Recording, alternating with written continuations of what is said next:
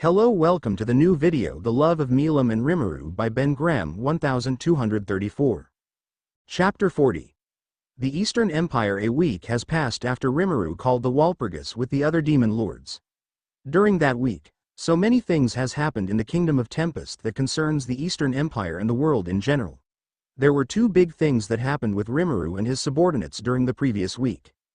The first one was the official confirmation that the Eastern Empire were really planning to declare war on the West Continent, and to do that, their plan to crush the kingdom of Tempest and the kingdom of Dwargo that was in their way.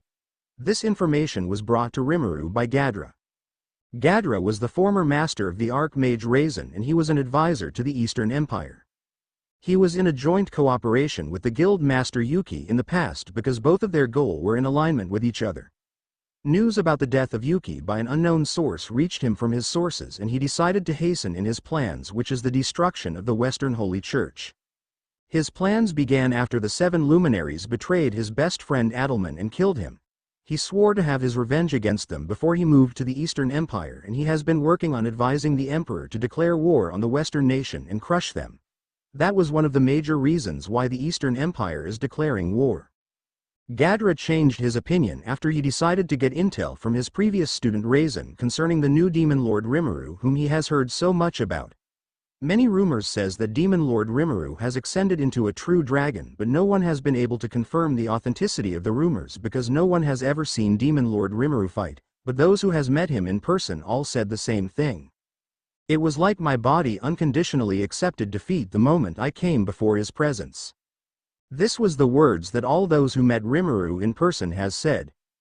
Gadra, being curious, decided to investigate the matter with 3 of his students who were Shinji, Mark and Shin. All 3 of them were Otherworlder who have been taken in by Gadra. Razzo, who has never betrayed his former master before, refused to help him in any way that may lead to hostility toward Rimuru or his nation. Instead, he warned Gadra that being hostile towards Rimuru or the nations under him was a fool's errand, and he does not want to participate. It wasn't until Gadra stepped foot inside the capital city of Tempest called Rimuru and was immediately captured and brought before Rimuru did he understood the kind of existence that the Empire was dealing with. He didn't know how, but anyone who has hostility towards the nation of Tempest and steps foot inside its capital city will be immediately detected by unknown force, and that was why he along with his students were captured immediately after stepping foot inside the city. Of course, he was no weakling and his strength is enough to subdue a special rank monster, but that was child's play compared to the Dark Oni and the small demon peer who captured him. After some discussion between himself and Rimuru with his subordinates present, he was instructed by Rimuru to return to the Empire and warn them on the folly of having a war with him. Rimuru's word to Gadra were, "It is a pain in the behind to worry about the Eastern Empire's greed when I have a more pressing matter to face.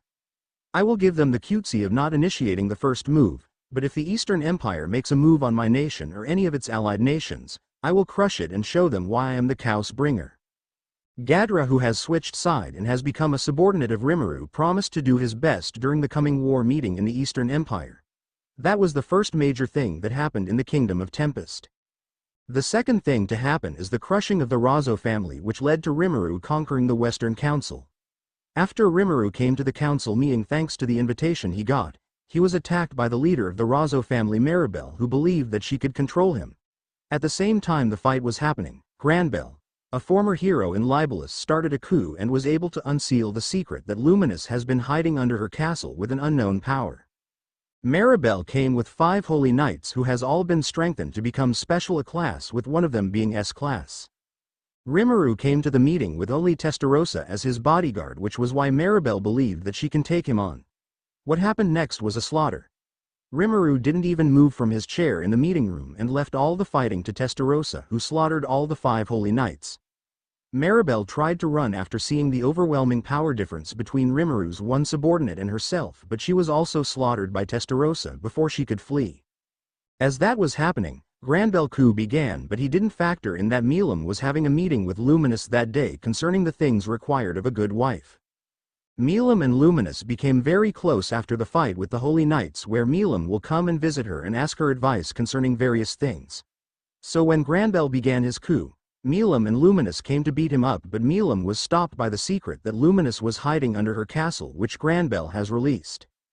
That secret happened to be an adult version of Chloe, who was one of Rimuru's student. It seems that she was being controlled by her evil ego named Chronoa. Milim was about to go full force on her but stopped after Luminous begged her not to kill Chloe adult form. Both Milim and Luminous began to engage the adult Chloe while Hinata engaged Granbell. Sadly, Hinata was killed by Granbell, which caused the child Chloe, who was back at Tempest, to disappear while her adult form remained. Luminous, seeing Hinata die before her, was so enraged that she awakened an ultimate skill. Lustful King Asmodeus. The fighting began in earnest and Luminous killed Granbell while Milim was doing everything she could to hold back Chronoa, whose power kept growing. It was after Rimuru settled things in the council and came there did the fighting stop. Rimuru used his unique skill Void Time Cage to bind Chronoa, which stopped her movement. He then went to Chronoa body and extracted the soul of Hinata, which was inside her body.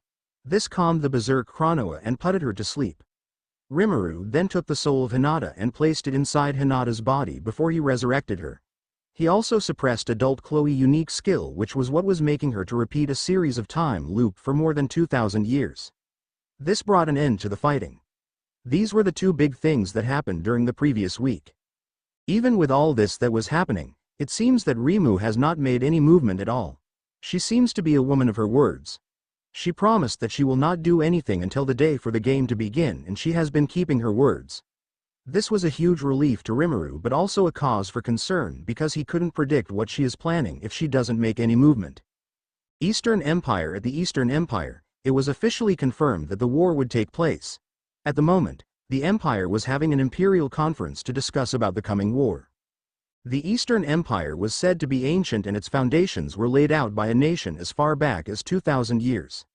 The long-standing kingdom of Nazca gradually absorbed the large nations of Magic Kingdom of Namrium and the Eastern Union of Ulmeria, thus giving birth to the Eastern Empire known today.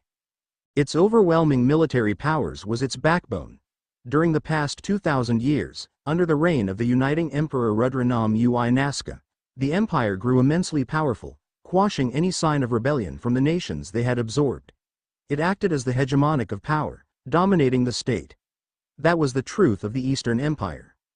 The emperor could be described as absolute and was born from a bloodline of overlords who all passed down the name Rudra. Regardless of the truth of the matter, the emperor word was law and he is a firm believer of power is everything. Because of this, a special system was established that allowed a person to climb the ranks, if they had strength too. The military decision-making of the empire does not belong to anyone except the emperor. All military powers was centered on the emperor. The structure of the military might of the empire could be roughly divided into three groups. The Armored Corps, which consist of mechanized troops and the symbol of the empire's technology. The Magic Beast Corps, which consist of all the magical beasts captured by the empire from various regions of the world, and the Mix Corps, where non-standard mechanized troops and uncontrollable magic beasts were dumped, loosely resembling an army. Unlike the Western nation, which focused its military power on sword and magic, the empire was pioneering a new era of science and magic. Separate from the three main military powers of the empire, there exists another group whose sole purpose was the protection of the emperor. This group was called the Imperial Guardian and its members are called the Imperial Knights. There were 100 in total and their strength are said to be the strongest among the empire. The members are categorized by numbers and the lower the number, the stronger you are. Among the Imperial Knights, those whose numbers are single-digit were the strongest and they are the closest to the emperor. This was the military might of the empire. In the empire, the one who has the same authority equal to the emperor was the marshal. The identity of the marshal is still a mystery even to the single digit, but it is said that to be a marshal means to be the strongest in the empire after the emperor. Back to the Imperial Conference, the attendees all lowered their heads as soon as the emperor was announced to have arrived. The Emperor Rudra was behind a bamboo blind that kept his presence from his audience. The marshal was as always by his side. There were nearly 200 people assembled in the conference room. The commander of each of the military corps and their adjutant. Neatly lined up were the elite of the Imperial Guardians and lastly, the cabinet ministers who administered the government country as well as the great house of peers, which was the Eastern Empire backbone. His Imperial Majesty the Emperor has arrived, and with that announcement, the Imperial Conference which will go down in history began. The topic for the Imperial Conference was the upcoming war against the Western nation and the route to follow during the war. The only two routes the Empire could follow was the path in the Kingdom of Dwargo or through the Jura forest. The first one was a dead end because to pass through the route in Dwargo, the Empire would need King Gazel permission, but during negotiations, King Gazel has refused and has warned them that if they should insist on passing through his nation, he would become hostile. The second route was the Jura forest, but the problem was that it was also the territory of Demon Lord Rimuru. It was said that Demon Lord Rimuru has tamed the revived storm dragon Veldora, and not only that, he has also gotten engaged with Demon Lord Milim. This meant that the Demon Lord Rimuru and his kingdom were under the protection of two catastrophic entities. It would appear that information about Rimuru's evolution to a true dragon has not reached the Eastern Empire yet. Because of this, the Empire decided that crushing the nation of Tempest and subduing the storm dragon Veldora and Demon Lord Milim was to be their main focus, but one person was seriously against such idea. With all due respect, Your Majesty, I am against this plan of the Archmage of the Empire, Master Gadra said. What a cowardly thing to say. You are still going on about that, Master Gadra, laughed one of the three commander of the Armored Corps, Calgurio. The West would easily crumble if we struck them. However, the Kingdom of Tempest has not only the backing of the storm dragon Veldora but also Demon Lord Milim backing it up, Gadra explained. The lose we faced against the storm dragon happened over 300 years ago. We have long since developed countermeasures against his powers, Calgurio said with pride. You're ridiculous. Stop living in an illusion, Calgurio Dono. As long as the possibility of it failing cannot be denied, we must act with caution. Not to mention the rise of the new Demon Lord, who is said to be among the strongest among the Octogram. And do not forget the union between the new Demon Lord and Demon Lord Milim, who is known as the Destroyer. We will suffer heavy casualty if we were to fight the nation of Tempest, Gadra shouted. There is no reason to make more enemies when we already have the Western nation to deal with, a supporter of Gadra said. That caused several civil servants to nod their heads in agreement. Calgurio Dono is right. Master Gadra, even demon lords pose no threat in the face of the great Imperial army, someone in the meeting said. You are being insolent before His Majesty, Gadra Dono. Do you intend to defy the Emperor's will? Another person in the meeting asked him. Nay. Gadra shouted and refuted the objection. I'm saying that rather than being hostile towards Demon Lord Rimuru, it would be best if we cooperate with the Dwarf King. That way, there won't be any casualties and we can easily conquer the West. You are being ridiculous, Gadra Dono. The Dwarf King is a master swordsman and a man of great honor. His feats are well known even in the Empire as being a famous champion. His kingdom would be a greater threat than that of a newbie Demon Lord with questionable background. The Storm Dragon Veldora and Demon Lord Milim are indeed a threat, but with our overwhelming military powers and our countermeasures, we can easily subdue them. The interjection came from none other than one of the three commanders. He was the commander of the Magic Beast Corps, Beast King Gladium. Ah, Gladium Dono, that comparison is wrong. We shouldn't make a Demon Lord our enemy and instead seek to ally ourselves with King Gazel, Gadra explained. You fool! Gladium shouted in anger. If you mean crushing out Dwargo, I can understand, but to make them our ally is the height of foolish. Do you mean to hinder our forces that are fully ready to march with that kind of reason? What kind of drive is that?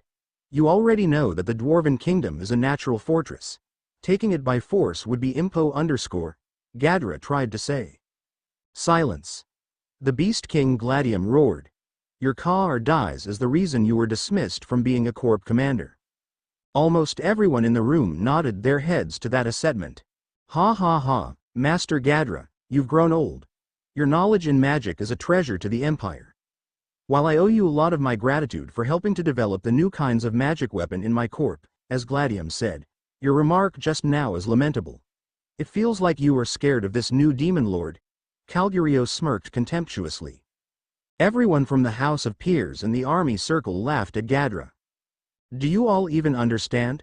That evil dragon ruling over the sky is one of the strongest existence in the world, and Demon Lord Milim is called a destroyer for a reason, Gadra shouted. Because of Gadra's betrayal of the Empire, he refused to tell them any information he learned about Demon Lord Rimuru. Needless to say, Gadra has been trying to dissuade the Empire on going to war against Tempest because of his last bit of attachment. He who has personally seen Demon Lord Rimuru in person can say with confidence that the Empire is doomed if they're challenged him.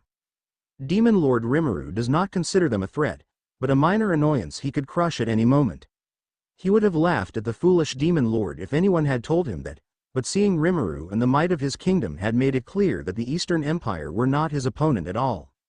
It is you who do not understand, Master Gadra. The height of the Empire is massively bigger than what it was 300 years ago. There is no force in existence that can hope to challenge the Empire in a fight, Calgurio said with confidence. I agree with Calgurio Dono on this, and I have received some interesting intel from my sources in Tempest, the third military commander, Damrada said. What intel is that, Damrada Dono? Calgurio asked. Well, it seems that Demon Lord Rimuru has developed a way to completely hide the capital city of the Kingdom of Tempest inside their labyrinth. My spies said that during an invasion, the citizens, instead of fleeing, all ran to the capital city, which is then absorbed into a giant gate of the labyrinth that appears in the middle of the empty land, Damrada explained. That does prove troublesome. As hard as it is to believe, I know your intels has always been spot on in times of crisis, Gladium said while rubbing his chin. That is not all. I also found out that there are a total number of 100 floors inside the labyrinth and that the storm dragon Veldora was the one who was guarding it, Damrada said. I see. That makes things simpler. Since I am not afraid of the storm dragon, I propose that I and my men should be the one who challenges the Kingdom of Tempest, Calgurio said with confidence. That is a good idea, but things have changed. This time, we are crushing the other continents with our full might. For the first time in ages, the Marshal spoke with a voice filled with power. Everyone in the room instinctively bowed their heads after hearing the voice of the Marshal. It wasn't a new thing to know that the Marshal was the second strongest existence in the Empire whose powers cannot be scaled. Her voice just now was filled with her overwhelming power that all those in the room had no choice but to bow down and submit to. As you commanded, Lord Marshal, Calgurio said while bowing. As for you, Gladium, you would take your forces to the north and attack the royal capital of Ingratia. I believe that Demon Lord Milim will send some of her high-ranking officers there to assist them, which is the best opportunity for you to crush them all, the Marshal said. Gladium gave a triumphant smile. It shall be done without fail. The rest of the forces are to concentrate their attack on the west and crush Dwargo as we move. The nation believe itself to be a fortress, but it will fall before the might of the Empire, the Marshal said. Long live Emperor Rudra, everyone shouted at the same time. With that, the Imperial conference came to a close. The Eastern Empire were ready for the war, but they were missing some vital information which may change their entire plan if they had known. First being that Tempest was actually being protected by Rimuru and not Veldora. Second being that Rimuru was many times stronger than both Milim and Veldora combined, and the third being the amazing powers of Rimuru's subordinates. If the Empire had factored these facts, then they would have made a more better plan than the one they agreed on. Well, only time will tell the outcome of this war, but we both know how it will turn out.